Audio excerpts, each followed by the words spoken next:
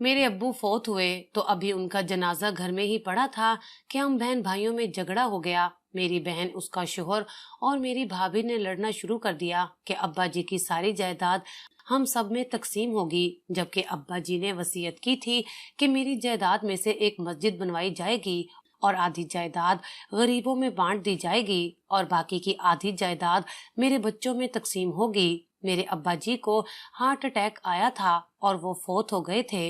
हमें अपने बाप के फौत होने का बहुत दुख था और अब्बा जी ने मरने से पहले क्या वसीयत लिखी थी उसका हमें कुछ पता नहीं था, मगर भला हो हमारे बहनोई का, जिन्होंने अब्बा जी की तदफीन होने से पहले ही हमारे घर में झगड़ा शुरू करवा दिया था, क्योंकि अब्बा जी का वकील मेरे बहनोई का खास दोस्त था और उसी ने ये सब बातें हमारे बहनोई को बताई थी। मेरी बहन और भाई इसी बात पर झगड़ा कर रहे थे कि खानदान के कुछ बुजुर्गों ने उन्हें समझाया कि पहले मरने वाले की तदफीन तो कर लो, उसे तो तकलीफ मत दो, बाद में जो मर्जी करते रहना। तब मेरे बड़े भाई ने अब्बा जी की तदफीन की थी और शाम को वकील को घर पर बुला लिया था। हम दो भाई थे और हमारी एक बहन भी थी जिसकी शादी हो चुकी थी। वकील साहब ने जब वालिद की वसीयत सुनाई तो सुनकर मेरे बहन भाई दोनों ही इश्ताआल में आए थे। गुस्सा तो मेरी बहन को भी आने लगा। बड़ा भाई, जो कुछ देर पहले सदमे की हालत में था, अब्बा जान की वसीयत सुनकर कहने लगा कि हमारा बाप क्या सठिया गया था, ये कैसी वसीयत की है उन्होंने। मैं इस वसीयत को नहीं मानता। मैं तो अपने बड़े भाई का बदला हुआ रूप देखकर हैरान और परेशान था। अभी कुछ देर पहले तो ये कह रहे थे कि मुझे अपने वालिद से बेतहाशा मोहब्बत है, इसलिए उनका कुरान पाक और जाय नमाज में अपने पास रखूंगा और इसी जाय नमाज पर मैं भी इबादत करूंगा। कलाम पाक में रोज पढ़ूंगा ताकि मेरे वालिद को इसाले सवाब मिल सके। यही असल कीमती असासा है और मैं अपने वालिद का ये असासा मरते दम तक अपने पास रखूंगा।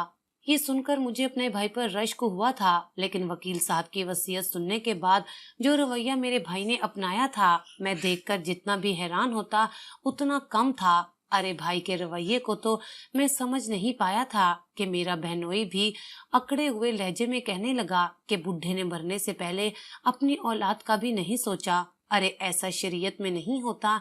मेरी बहन भी उस वक्त गुस्से की हालत में बैठी थी। उसने भी अपने शोहर को एक बार नहीं मना किया था कि वो किस तरह के लहजे में वालिद साहब के बारे में बात कर रहा है। मैंने कहा कि अनवर भाई, आपका हक नहीं पहुंचता कि आप इस बारे में बात करें, क्योंकि ये हम बहन भाइयों का अपना मामला है और अब्बा जान जो भी वसीयत लिखवा कर गए हैं, इंशाअल्लाह हम तीनों बहन भाई उसी वसीयत के मुताबिक चलेंगे। मेरा ये कहना था कि मेरे भाई फारूक ने मुझे चुप करवा दिया।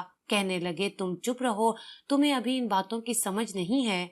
उन्होंने वो वसीयत वकील साहब के हाथ से पकड़ी और कई टुकड़ों में तकसीम करके अपने पैरों में फेंक कर रोन डाली।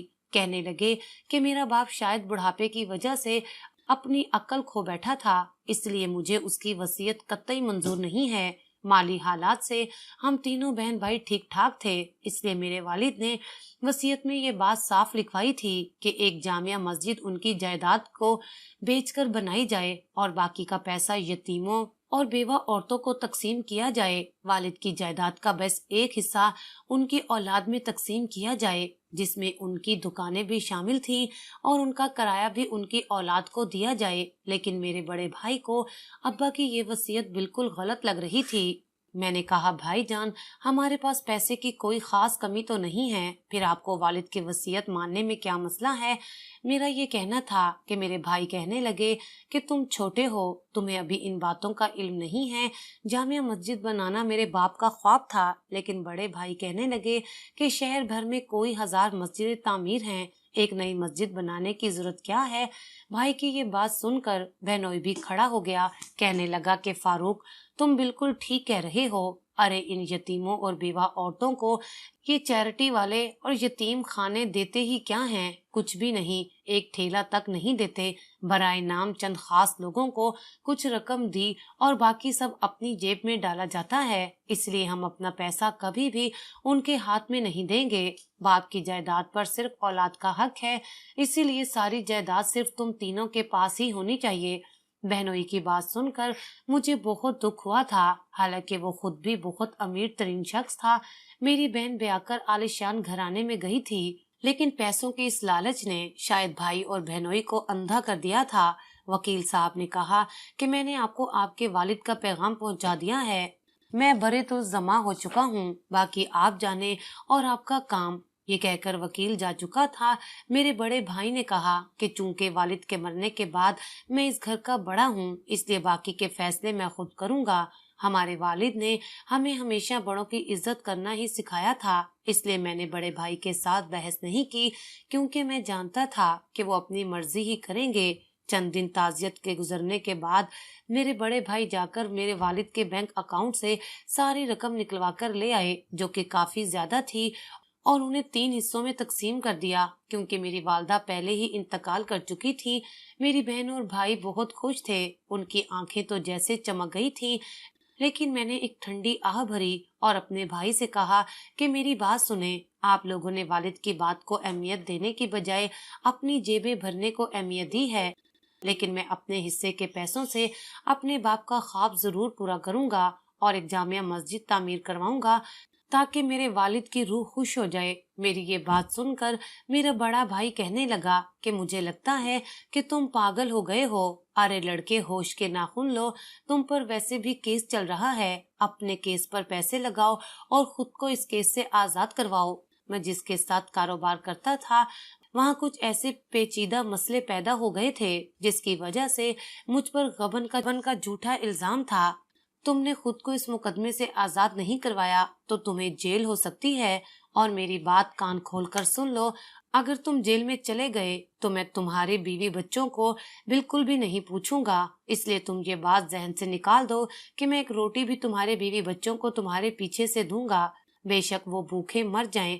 अपने भाई की बेहिस्सी देखकर मैं एकदम चुप सा हो गया था। मुंह में अल्फाज बहुत थे, लेकिन मैंने अपने बड़े भाई से कुछ नहीं कहा। मेरा बड़ा भाई ये पूछने लगा कि जो दुकानें हैं उसका कितना कितना किराया आता है। वकील ने पूरी तफसील बताई थी। 3 दुकानें हैं और तीनों का किराया इतना आता है। मेरा भाई कहने लगा, भाई ये तो कुछ भी नहीं है, इससे हमारा गुजारा नहीं हो सकता। ऐसा करो कि ये तीनों दुकानों की कीमत लगवाओ। वो दुकानें मेरे वालिद की यादगार थी, वहीं से उन्होंने कारोबारी सिलसिला शुरू किया था, इसलिए उनसे मेरी जज्बाती वाबस्तगी बढ़ गई थी। मैंने फौरन अपने बड़े भाई से कहा कि उसकी जितनी भी कीमत लगती है वो मैं अदा करने को तैयार हूँ, लेकिन मैं ये दुकानें बिकने नहीं दूंगा, उन्हें मैं खरीदना चाहता हूँ। मेरा ये कहना था कि मेरा बड़ा भाई मुझे गुस्से से देखने लगा। न जाने उसे क्या मसला था, वो क्यों ये दुकानें बेचना चाहता था जो कि हमारे बाप की निशानी थी। मेरे भाई ने मुझे हैरत से देखा, कहने लगा, तुम इन दुकानों को क्यों खरीदना चाहते हो? मैंने कहा कि इन दुकानों से मेरे वालिद की यादें जुड़ी हैं और मैं इन यादों का सौदा नहीं करना चाहता, मुझे वो हमेशा अपने पास रखनी है। मेरी बात सुनकर मेरा भाई मुस्कुराकर कहने लगा कि शायद तुम्हारा दिमाग वाकई में ही फिर गया है, तुम बेफजूल ही उन दुकानों पर अपना पैसा बर्बाद करना चाहते हो। मैंने कहा, मेरा पैसा है, मैं इसका जो भी करूं। मेरी बात सुनकर मेरा भाई कहने लगा कि ठीक है, जो चाहे करो, मेरी तरफ से चाहे अपने पैसे को आग लगा दो, मुझे क्या लगे, लेकिन अगर तू ये दुकानें खरीदना चाहते हो तो मैं तुमसे उसकी कीमत मार्केट की कीमत से 5 गुना ज्यादा लूंगा। मुझे अपने भाई की बात पहले तो समझ ही नहीं आई कि आखिर वो मुझसे मार्केट की कीमत से 5 गुना ज्यादा क्यों लेना चाहते हैं।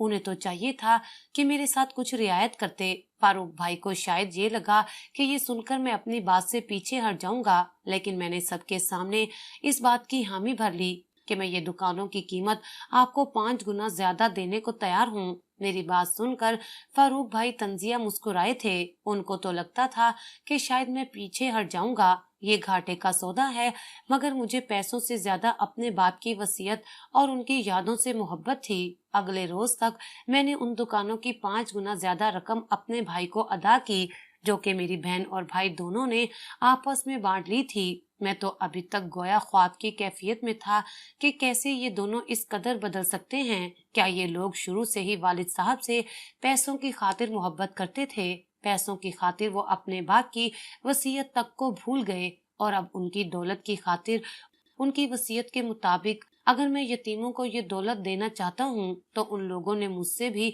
हर रिश्ता तोड़ दिया है। बहरहाल चंद रोज बाद तमाम तर कागजी मामलात तय होने के बाद वो तीनों दुकानें मेरे नाम हो चुकी थी। मैं वकील साहब के साथ उन दुकानों की जानिब गया तो इससे पहले मैं चाहता था कि वकील साहब उन दुकानदारों से मेरा तारुफ करवा दें कि उसके बाद वो किराया उन्होंने मुझे देना है। वो दुकानें काफी बड़ी थी। तीनों दुकानों में काम करने वाले लोग सभी बड़े ही बाइखलाक और अच्छे थे। सबसे पहले हम पहली दुकान पर गए और वकील साहब ने उस दुकानदार को मेरे बारे में बताया।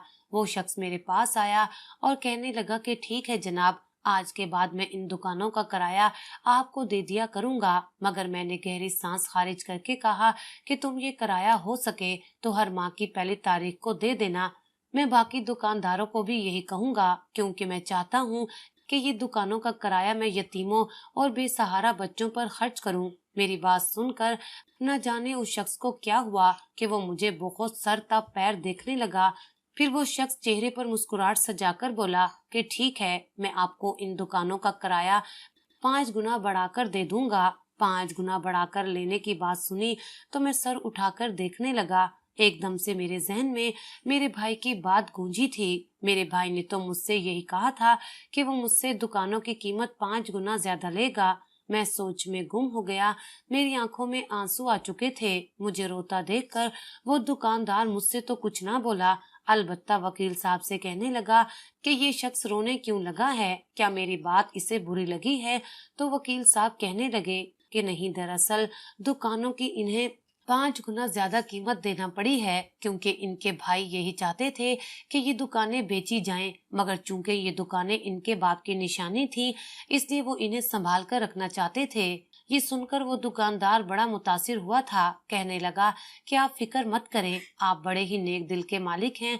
खुदा आपके साथ कभी नाइंसाफी नहीं होने देगा। दरअसल पिछले 7-8 सालों से दुकानों का वही किराया चलता आ रहा है। आपके वालिद साहब भी बड़े ही नेक और आला ज़र्फ इंसान थे। उन्होंने तो हमसे कभी किराया मांगा तक नहीं था, बल्कि हम खुद ही किराया दे आया करते थे। आज तक किराया बढ़ाने की उन्होंने डिमांड ना की। इसलिए चूंकि अब आप एक कार्य खैर में हिस्सा डालना चाहते हैं, तो मैं आपको ये किराया आज के वक्त के मुताबिक 5 गुना ज्यादा करके दे दिया करूंगा। ये सुनकर मैंने उस शख्स का शुक्रिया अदा किया और फिर दूसरी दुकान पर चला आया। उसके सामने भी यही मुद्दा रखा कि मैं इन दुकानों का किराया गरीबों में और यतीमों में खर्च करना चाहता हूँ। मेरी बात सुनकर उसने गहरी सांस खारिज की और कहने लगा कि दर हकीकत मैंने पिछले 3 साल से इस दुकान का किराया अदा नहीं किया। वजह सिर्फ ये थी कि मैं खुद भी एक गरीब और यतीम शख्स था।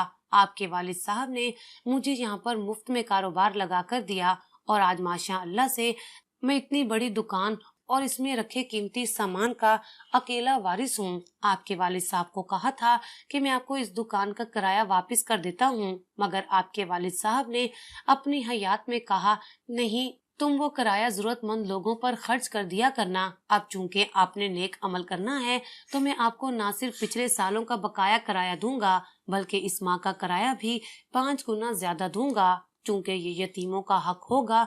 मैं बहुत हैरान था कि आखिर ये सब कुछ हो क्या रहा है। क्या दुनिया में इतने अच्छे लोग भी मौजूद थे? अपने भाई और बहन का ज़र्फ देखकर तो मुझे लगा था जैसे सारी दुनिया ही ऐसी है, मगर नहीं, यहाँ तो मुझसे भी अच्छे लोग मौजूद थे। तीसरे शख्स की दुकान पर गया तो उसने भी मुझे मायूस नहीं लौटाया था। कहने लगा कि मैं रमजान में हर साल ज़कात देता हूँ, इस मर्तबा भी दूंगा।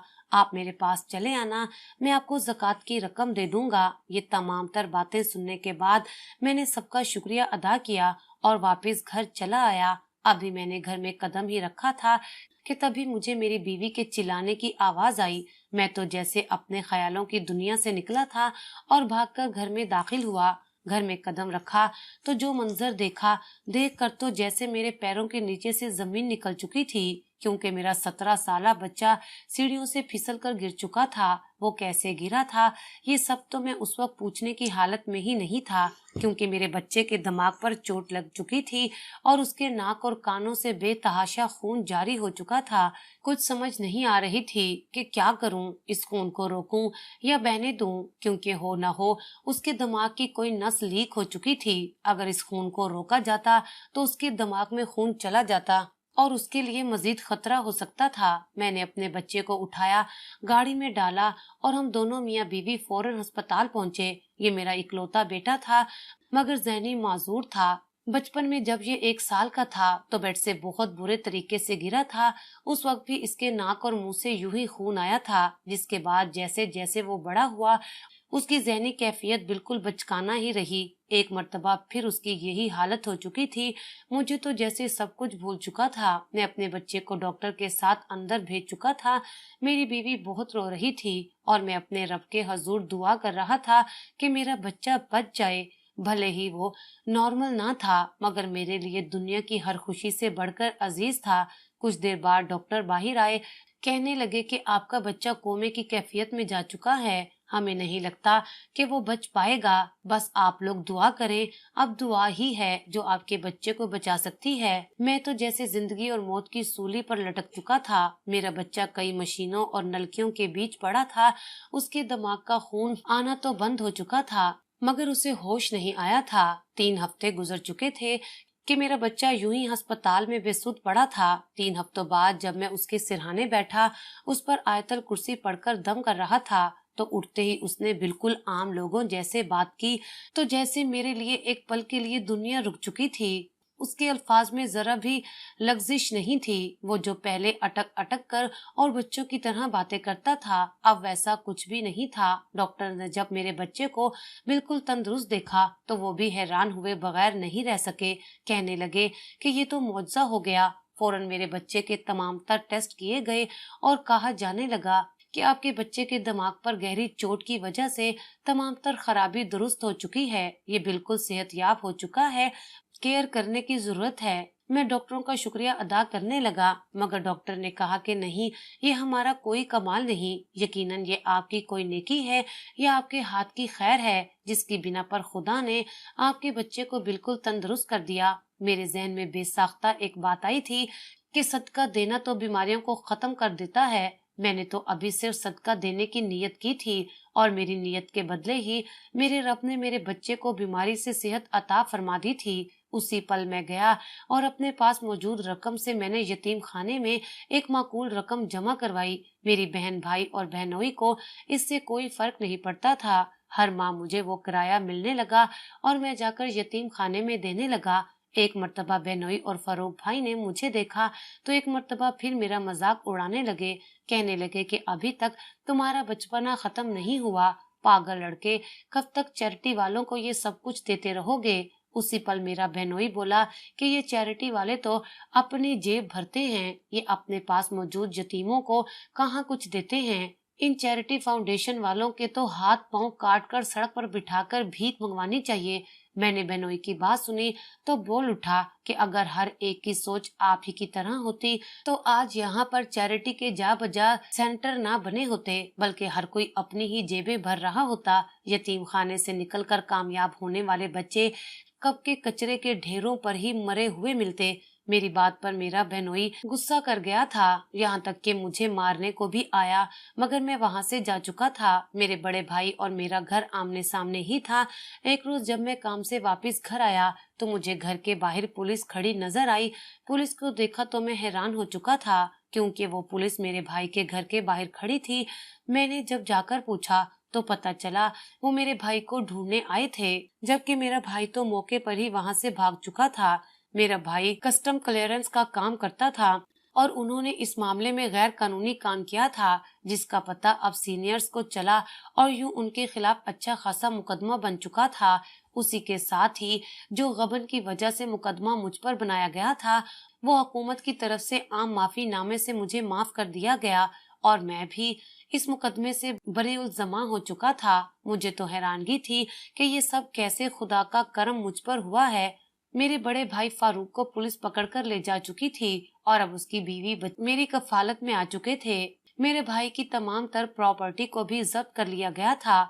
मुझे खुद पर आने वाला वक्त याद आने लगा। मेरे भाई ने मुझसे कहा था कि अगर मैं जेल चला गया तो वो मेरी बीवी बच्चों को एक निवाला तक नहीं देगा, मगर मैं उस जैसा नहीं था। हर महीने में राशन अपनी भाभी के घर डलवा दिया करता, माकूल रकम उनके अकाउंट में ट्रांसफर कर दिया करता ताकि उनके और बच्चों के खर्चे पूरे हो सके। वही मेरा बहनोई जो कि बड़ा ही अयाश पसंद और शराब नोशी किया करता था, एक रोज नए साल की पार्टी पर अपने दोस्तों के साथ शराब नोशी कर रहा था। जैसे ही उसके दोस्त ने उसकी जानिब एक शराब का गिलास बढ़ाया, उसने गिलास पकड़ना चाहा, मगर उसका हाथ तो गोया साकित हो चुका था। सिर्फ हाथ ही नहीं बल्कि पूरा वजूद सुन्न होने लगा और वो वहीं पर गिर गया। फौरन उसे उठाकर अस्पताल ले जाया गया, जहां डॉक्टर ने बताया कि उनके पैर पर इंतहाई जहरीला कीड़ा काट कर जा चुका है, जिसकी वजह से जहर पूरे जिस्म में फैल रहा है। अगर जल्दी इनके दाएं पैर को न काटा गया तो इनकी जान को खतरा हो सकता है। यूं मेरे बहनोई का पहले पैर कटा और फिर पूरी टांग कट गई और वो माजूर हो चुका था। और मुझे तो बस अपने बहनोई की एक ही बात गूंजती हुई सुनाई देने लगी कि चैरिटी वालों के तो हाथ पैर ही काट देने चाहिए। दर हकीकत जो कुछ मेरे भाई और बहनोई ने दूसरों के लिए बोला था, वो खुद ही अपने किए की सजा भुगत रहे थे। शायद यही उनका अंजाम था। रमजान आते ही मैं अपने तीसरे दुकानदार के पास गया तो उसने मुझे पैसों से भरा बैग दिया। इस कदर पैसे तो उस एक शख्स की ज़कात नहीं बनती थी, मगर उस शख्स ने कहा कि ये मेरे नहीं बल्कि मेरे रिश्तेदारों की भी ज़कात है, जो कि मैं अमानत के तौर पर आपके पास लाया हूँ कि आप इसे मुस्तहिक तक पहुँचा दें। मैंने उस शख्स का शुक्रिया अदा किया और वो तमाम रकम लेकर एक ट्रस्ट में चला आया, जहाँ पर उन्होंने मुझे बताया कि वो एक यतीम खाना, यतीम बच्चों के लिए प्राइमरी स्कूल और एक मस्जिद बनवाना चाहते हैं। मैंने फौरन उन तमाम कामों के लिए पैसा निकाल कर चेक उनको थमा दिया। वो हैरान थे कि भला एक ही शख्स इतना ज्यादा माल यतीमों के नाम कैसे कर सकता है, मगर मैंने उन्हें यही कहा कि मेरे बाबा के हक में दुआ कर दीजिएगा, खुदा ताला उनकी मगफिरत फरमाए और उनके दर्जात बुलंद फरमाए।